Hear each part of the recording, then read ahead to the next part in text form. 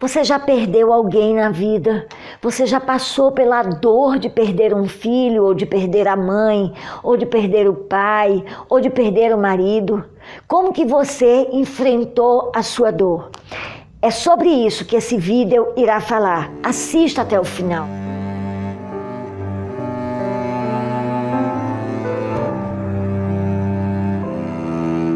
Eu quero indicar a você o nosso guia de estudo Estações da Família. Ele está disponível no site da CPB que aparece aqui. Além disso, você pode também, para aprofundar os seus conhecimentos, assistir o Lições da Bíblia na TV Novo Tempo. Olá, queridos, que prazer estar aqui com vocês mais uma vez. Essa semana nós iremos falar sobre perdas. É a lição 9 do tema geral Estações da Família, que é o tema do nosso guia de estudo. Olha só, eu vou trazer aqui algumas informações sobre luto para vocês, para que a gente possa aprender um pouco mais e quem sabe eu provocar em vocês o desejo de pesquisar e de estudar um pouco mais sobre esse assunto. O luto por morte é um acontecimento importante e ele dificilmente será tratado com superficialidade. É muito difícil que você passe por uma perda de um parente, de um amigo, de um ente querido e você seja indiferente ou pouco sinta, ou isso não impacte a tua vida de modo algum. Segundo Colin Murray Parkes, ele é um dos melhores autores na área de luto e no seu livro Luto, Estudos sobre a Perda na Vida Adulta, ele diz uma coisa interessante. Ele diz que a etiologia é o fantasma da psiquiatria. Você sabe o que é etiologia?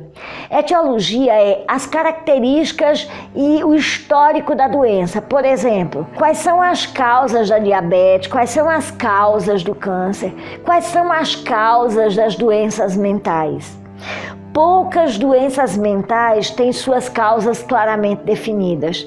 E isso para a psiquiatria é um grande desafio. Porque, ora, se eu não sei quem produz, eu tenho dificuldade de controlar, de tratar aquele fenômeno. Porque eu não sei de onde vem. As causas, geralmente, dos transtornos mentais, de um modo geral, eles são multifatoriais, indefinidos, difíceis de se fechar de maneira completa a etiologia daquela determinada doença. Exceção apenas à regra é encontrada na definição do que é estresse pós-traumático. Na realidade, o estresse pós-traumático, ele é um complexo de sintomas que podem ocorrer quando uma pessoa sofre ameaças à vida ou ela presencia, ela testemunha cenas especialmente aterrorizantes. Por que eu estou iniciando esse vídeo falando do estresse pós-traumático? Porque o estresse pós-traumático ele tem sido encontrado, ele tem sido diagnosticado em processos de luto, tanto por morte quanto por adultério. Muitos casos eu já tive no consultório em que os sintomas do estresse pós-traumático estavam presentes, claramente presentes, em pessoas, em sujeitos que estavam vivendo uma experiência de luto, quer seja por morte, pela perda real do ente querido ou no processo de adultério. O estresse pós-traumático é considerado responsável por muitas das doenças mentais encontradas nos veteranos da Guerra do Vietnã, levando os psiquiatras a aceitá-lo como um diagnóstico clínico. Que tipo de sinal a gente percebe? Lembranças aterrorizadoras do evento. As lembranças aterrorizadoras, elas podem acontecer especialmente por morte de um ente querido de maneira trágica, especialmente se você estava na hora em que isso aconteceu. Então essas lembranças, elas são muito fortes e elas ficam quase que como pensamentos intrusivos. A pessoa tem a impressão de estar revivendo o trauma o tempo inteiro. A cena ela fica se repetindo mentalmente, ela fica vivendo aquilo constantemente, como se estivesse no local novamente. Algumas cenas remetem para isso, algumas palavras, alguns sons, às vezes cheiro, às vezes um lugar pode remeter a pessoa para uma lembrança, para uma impressão dessa de que está vivendo o trauma novamente. Pode ocorrer durante o dia e pode ocorrer durante a noite. Durante a noite, geralmente em formas de pesadelos. A pessoa se sobressalta por qualquer coisa, por qualquer motivo, e ela fica em estado de alerta o tempo inteiro. Então, esse quadro, esses traços, eu já percebi na clínica em pessoas que viveram ou o processo de morte de alguém ou em processos de adultério. A gente já consegue identificar o estresse pós-traumático. Em 1994, o DSM, que é o Manual Estatístico de Diagnóstico, feito pela Associação Americana de Psiquiatria, incluiu o luto no grupo de outras condições que pode ser foco de atenção na clínica, ou seja, não está diretamente com um código ligado ali à definição das doenças do DSM, mas consta como outras situações que podem precisar de uma atenção clínica. A dor do luto, ela é tanto parte da vida quanto a alegria de viver. É o preço que pagamos pelo amor, o preço do compromisso. Ou seja, quando a gente ama, quando a gente se compromete, todas as relações são arriscadas. Elas oferecem risco tanto por morte, quanto por separação, por um adultério, por um divórcio. As relações, elas são arriscadas. Então, quando você ama e quando você se compromete com alguém, você está se arriscando também a passar pelo processo da dor do luto.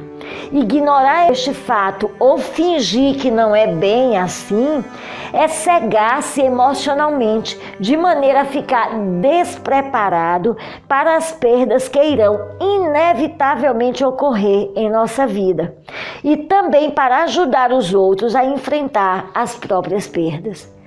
O que Colin está dizendo aqui nesse texto é de que nós precisamos entender que perdas é algo natural da vida, que nós iremos enfrentá-la de qualquer ordem, até que Jesus volte e restaure tudo e todos, perderemos. Perderemos saúde física e mental. Perder é democrático, é para todos. Não importa a condição social, cultural, financeira que você tem, em algum momento você vai sofrer uma perda. Eu gosto muito de uma médica que tem vários vídeos gravados e tem livros, inclusive ela escreveu um livro que diz assim que a morte é um dia que vale a pena ser vivido, que é a doutora Ana Cláudia Arantes. E ela, num vídeo dela, eu vi quando ela disse para o público, olha, não importa o quanto de patrimônio que você já construiu, não importa o carro que você dirige, a conta bancária que você tem. Tudo que o teu dinheiro vai poder fazer por você na hora da morte é te dar uma cama confortável e um hospital bom para você morrer. Mas você vai morrer. A morte é democrática. Perderemos também a confiança. Quantos relacionamentos quebrados que a gente enfrenta. Quantos relacionamentos que passam por traição, que passam por violência. O adultério é uma das formas de traição mais presentes e mais violentas e mais fortes para uma relação conjugal. É muito destruidor o que acontece na conjugalidade após o adultério. Não é determinante para o divórcio, mas deixa marcas profundas. E uma das marcas é exatamente a perda da confiança. O abuso físico e psicológico, o abuso sexual, também é outra forma de quebra de confiança. E essa confiança, para ser recuperada, ela é muito complexo, é muito difícil esse processo.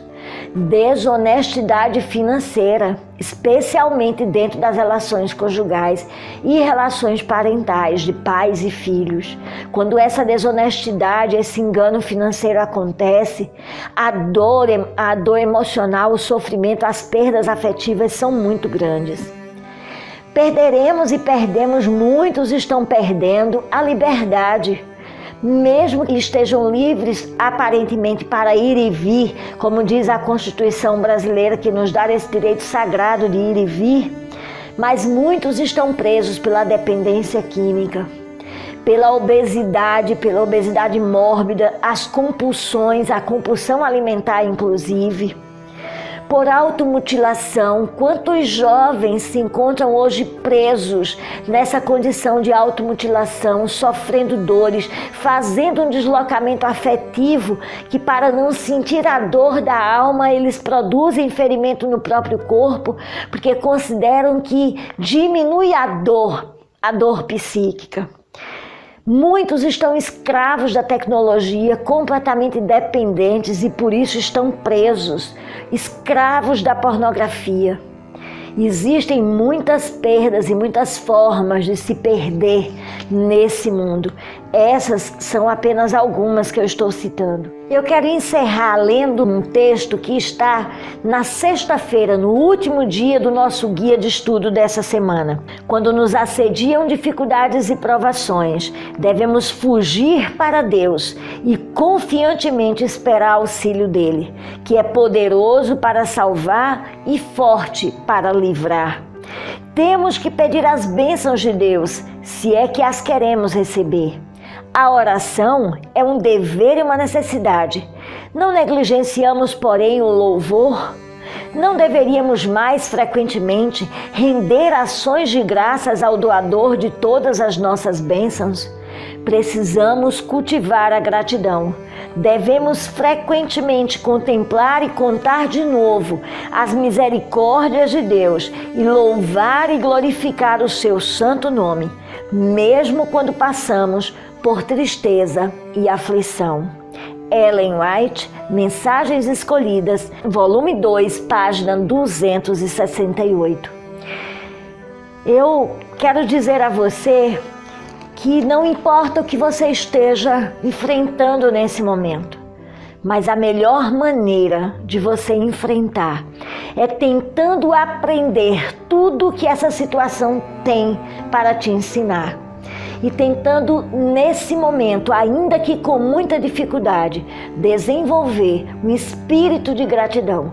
Tentar olhar da maneira o mais possível positiva para essa situação tão dura que você pode estar enfrentando. Eu quero agradecer a você que já está inscrito no meu canal. Muito obrigada pela sua presença e quero convidar a você que assistiu hoje pela primeira vez a também se inscrever. Se inscreva, curta e compartilhe. Que Deus te abençoe, que Deus guie os teus caminhos, que Deus te encha de graça. Um beijo no coração.